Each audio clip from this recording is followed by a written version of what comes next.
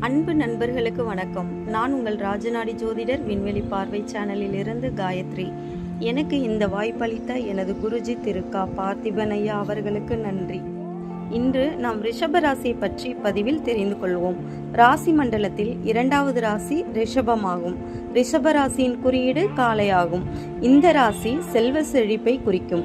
பணப்பயிர், வேளாண்மை, விற்பனை, வங்கி, பங்கு சந்தை, முதலீடு, கடன், நிதி, வயல் ஆகிய பகுதிகளை குறிக்கும். பங்கு சந்தையின் சின்னமாக காளை வைக்கப்பட்டுள்ளது. ரிஷபத்தின் அதிபதி சுக்கிரன் ஆகும். ரிஷபத்தில் சந்திரன் உச்சம் பெறும். வாசனை திரவியம், கண்ணாடி, ஆடை ஆபரணம், ஆடம்பர உணவு, மதுபானம், இனிப்பு, மலர்கள், பழங்கள், வாகனம், ரெக்சின், வசந்தகால பயிர் ரிஷபராசியின் காரகங்கள்.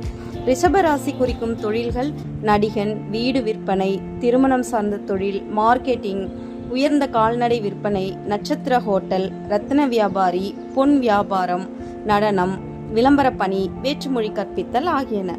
ரிஷபராசி குறிக்கும் கல்வி பெரும்பாலும் பொருளாதாரம், வணிகவியல், உணவுசார் கல்வி, விடுதி மேலாண்மை, கணிதவியல் ஆகும்.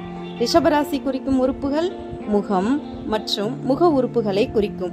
கண்கள், தொண்டை, கர்ப்பப்பை, கருமுட்டை, கழுத்து, தோள்பட்டை. ரிஷபராசி உணர்த்தும் நோய்கள் பித்தம், முகப்பரு, சர்க்கரை நோய், பால்வினை நோய், உப்புசத்து அதிகரித்தல், தோல் வியாதி, இரத்த சோகையால் வரும் தோல் நோய்கள், போதை தொடர்பான நோய்கள். ரிஷபராசியின் பொதுவான தன்மைகள் காதல், வசீகரம், கலை, நடிப்பு, கவர்ச்சி, திருமணம், இளமை, பேச்சாற்றல், கடின உழைப்பு, அடுத்தவரை கவரும் திறன் இருக்கும். பொதுவாக ரிஷபராசி தாய்மை உணர்வும் அம்மாவை மிகவும் பிடித்தவராகவும் ஆடம்பர வீடு மற்றும் பொருட்களின் மீது ஆர்வம் உள்ளவராகவும் இருப்பார்கள். ரிஷபம் குறிக்கும் திசை தெற்கு ஆகும்.